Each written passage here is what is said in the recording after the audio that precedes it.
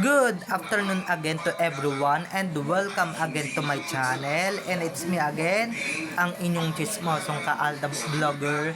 Gusto ko muna ulit magpasalamat sa inyong lahat sa mga walang sawa na tumatangkilik, nanonood, sumusuport at sumusubaybay ng mga content ko here on my YouTube channel. So wag ninyong babaktawan o lalaktawan tong ating content ngayong araw. I'm sure na hindi ninyo pagsisisihan na pinanood nyo ito mula umpisa hanggang hulihan. And syempre, wag na wag kayong mag-i-skip ng segment, okay? Buuin nyo to at tapusin nyo to. So very interesting tong ating main topic for today's video. So dumako na tayo sa ating main topic for today's video agad-agad.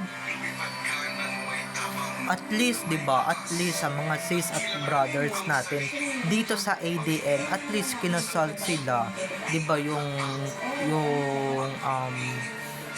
nagpepeke-pekean or peking main at saka yung financier ng Sarsuela just to win the sympathy of the people of the Philippines. So, ito na guys, watch this. Mamaya ipapaliwanag ko sa inyo ng buong buo. So, ito na guys, watch this. At kung nakita nyo na ngayong recap, so once again si TTO sa mga admins, dumako na tayo sa ating main topic for today's video. Gaya nga ng sinabi ko kanina, at least kinasal, diba? At least kinasal sila, at least kahit hindi drama.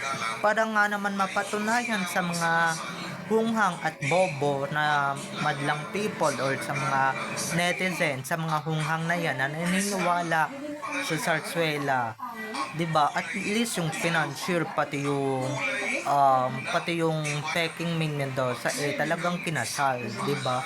Just to win the sympathy of the people or of the netizens na hindi pa rin naniniwala or hindi pa rin talaga convinced na kinasal na talaga sila, di ba? Kaya ayan, para tuloy-tuloy pa rin sila sa pagpapakalat ng fake news, di ba? Para, di ba, biruin ninyo guys, biruin ninyo mga netizens, ang laki ng ginastos ni Arjo Atayde dyan, di ba? Ang laki ng ninakaw niya para lang dyan sa lecheng ano ba to? Sa lecheng kasal na ito or sakal-sakalan, di ba? Dahil guys, sobra sa gastos, ang laki ng ginastos niya. Ginapang niya lahat ng pera ng mga Pilipino para lang diyan, di ba?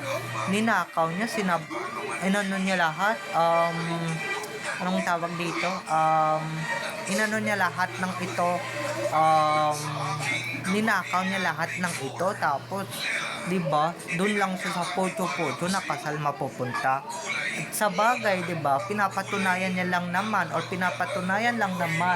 ni Arjo Atayde doon sa mga netizens na magsasabing fake yung kasal ni Main Mendoza at Nina Main Mendoza and ni anong tawag dito, ni Arjo Atayde na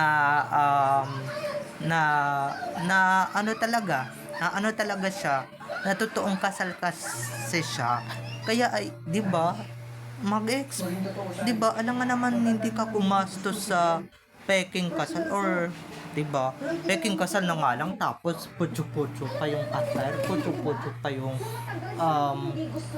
ganap nila na peking kasal, 'di ba? So, ano yun, di ba? Peking kasal tapos putyo-putyo. Ay, hindi pwede yun, di ba? Lalong-lalo na yung pinagmamayabangan ni Arjo is yung mga kapwa niya politiko, kapwa niya na nasa politics, di ba? Alam nga namang hindi siya magyabang, alam nga namang hindi niya lakihan yung gastos din sa kasal na yan, di ba? Pinaghandaan niya yan, di ba? Kahit na fake or Sarsuela lang, talagang pinagandaan niya, prepared siya, di ba? Prepared siya sa sa mga ganap, di ba? Napagkapeke, di ba? Kumbaga yun yung artist lang talaga o yung teleserye na talagang laki-laki, super laki ng ginastos or iginastos talaga. Dahil ilang milyon yan mga ka-ADN, di ba? Hindi po pwedeng mapahiya siya sa mga visitors niya na kapwa niya politician at saka ng mga kapwa niya politiko or politics, di ba? Na dahil sobrang ang ganda, di ba? Kahit nasabihin yung mukhang anay talaga or yung suot ng mga bisita, mas yung ikinasal mga inaamag or inaanay, di ba? At least pinaghandaan niya, di ba? At least prepared siya, di ba? Unlike dun sa ibang weddings talaga, di ba? Hindi yan yung sorsuela talaga na or yung fake wedding talaga na hindi talaga tinipid, di ba? Eto di ba? Tipirin niya na yung mga Pilipino or tipirin niya na talaga yung mga nasasakopan niya sa Quezon City. Pero wag lang talaga yung dramang kasal, di ba? Wag lang yung peking kasal lang talaga, mga ka-ADN. Wag lang yun talaga yung ano niya. Wag lang yun talaga yung titipirin. Kasi guys, nakakaya naman dun sa tipipay niyang asawa, sa clonate, sa jowa niya or sa jusawa niya na talagang or sa asawa niya na nakakahiya naman at all na after mong mabilisan yung dugyot na yan dugyot pa yung pupuntang kasal sa kanya, di ba?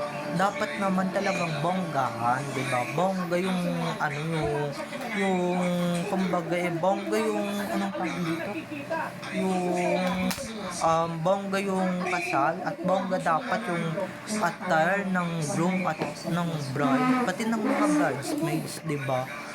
Kumbaga lahat ng mga ninakaw dyan ni Arjo nung taon na yan ikinasal sila ni May or ikinasal sila ni Cloney talagang dyan talaga napunta, di ba? Maski yung reception kahit nasabi ninyo wag kayo dahil very social yung kasal nila, garden wedding, di ba? Kahit na fake, di ba? Or kahit hindi totoo yan, kahit laro-laro lang talaga, di ba? Talagang hindi yan yung hindi matatawaran talaga or hindi talaga putyo-putyo yung ginanap na kasal, di ba? Yan yung talagang hindi siya kumbaga quality over quantity, di ba? Papasato bilang teleserye, di ba? Unlike, di ba? Mukha nang walang pera tong si Arlo tapos titipirin niya pa yung misis niya, di ba? Kaya yan, happily married, di ba? Kaya kinabukasan, di ba, yung happily married di ba, naghatid ng malas dun sa lugar kung saan sila ikinasal, di ba? Ayan, sobrang happy, di ba? Yung lugar, minalas-malas yan. di ba? Sa sobrang bongga, pagdating ng kinabukasan, di ba, maski yung reception talaga, di ba, maski yung prenuptial, sobrang bongga, di ba, sobrang maski nga si Tatay Dab tutultod, di ba, YouTube Real Talk doon, di ba? Di ba? YouTube Real Talk doon na mismong tatay na talagang di ba kahit drama man lang mismong yung tatay talaga ng bride or ng kunwaring bride ni Arjo, di ba? Para makuha lang yung sympathy ng mga tao. Pero ang tanong, nakuha ba yung sympathy dyan sa pagpapanggap nila? Nakuha ba nila yung sympatya ng mga tao? Bumaligtad ba lahat ng mga tao? Dahil ang alam nating lahat, iba lang ang bumaligtad, yung hindi matataas ang IQ, yung mga bobo at boba lang talaga yung mga bumaligtad. Pero yung sasabihin ninyo na bumaligtad lahat, di ba? Yung bumaligtad na yung iba dyan, na bumaligtad na yung iba na alien, never, di ba? kung yung akala ni Aldo na nakakuha siya ng simpatya dyan sa mga tao na yan, eh yung iba lang yan na mga uto-uto and syempre mga sunga-sunga na talagang madali talagang mapaniwala dun sa peking kasal, di ba? Na talagang mai-imagine mo talagang totoo yun, di ba? Na mai-imagine mo totoo pala yung kasal kasi napakabongga di ba? Napakabongga ng sistema nila, di ba? Napakabongga ng outfit nila napakabongga ng reception, napakataas ng cake, ibig sabihin yayamanin, pero hindi nila alam galing pala sa mga bulsa nila dahil mga Pilipino sila, galing pala sa mga bulsa nila yung ipinanggastos ni Ardo yan sa kasal, prenuptial, and syempre sa buong sarsuela, sa buong ganap guys, sa bonggang kasal na yan bongga na nga yung kasal, bongga na nga yung attorney ni Ardo dyan, bongga na nga yung drama nila dyan, di ba? Bongga na lahat, bongga na yung sistema nila. Kaso, hindi pa nga pinag-usapan, mas pinag-usapan pa yung kinabukasan kasi nga binagyo at sinalanta ng bagyong Ega yung lugar kung saan sila kinasal or saan idinaos yung kasal, di ba? Or should I say, di ba? Parang nagsisimba lang yung mga, di ba? May guardian wedding pang nadalaman na akala mo sobrang yaman talaga ng Ardo, pero yun naman pala yung milyones talagang ikinurap niya talaga sa mga Pilipino, talagang yun talaga yung pinanggastos niya, kaya wag na tayong magtaka kung ba't sobrang bongga talaga ng kasal nila, okay? Kung ba't talaga sobrang bongga ng ng wedding nila. Ito nga talaga yung matatawag kong wedding of the century, di ba? Wedding of the century na hindi trending at mas nag-trending pa yung bagyo, di ba? Kung ano man yung binongga, yun naman talaga yung hindi niya pinantulong sa mga constituents niya dun sa mga nasalanta ng bagyo dun sa Quezon City, diba mga ka-ADM?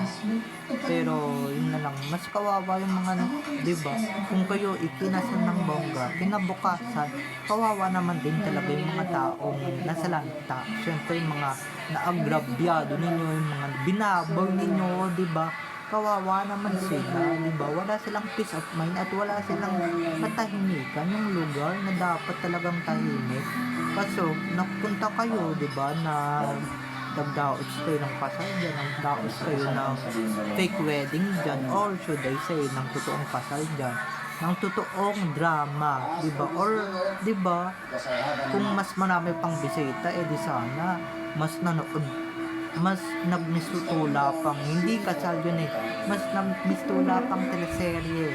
Yung teleserye na yun, mas makatotohanan pa talaga kaysa dun sa mga teleserye ginawa nila ng script, diba? Yun, wala akong script, pero scripted yung arte, diba? Pero mas makatotohanan talaga pag walang script, okay? Kaya yun talaga yung pinakabongga at pinakamalas talagang kasal na nangyari sa Baguio or Tagaytay. Diba? Kawawa naman yung mga nasalanta dyan. Kamusta na kaya sila ngayon? Siguro naman sinaswerte ulit dahil wala nang jinx na pumunta dyan or wala nang jinx na pinagdausan dyan na kasal niya.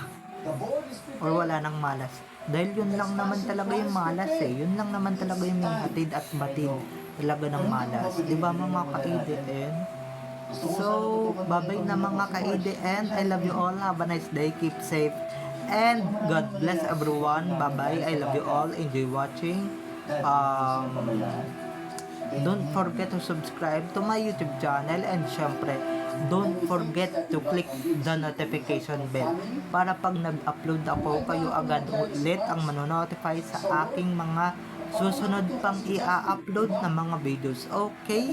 So, bye-bye na mga ka-ADN, I love you all, have a nice day, keep safe, and God bless everyone, bye-bye, I love you all, enjoy watching, see you on my next videos, bye-bye.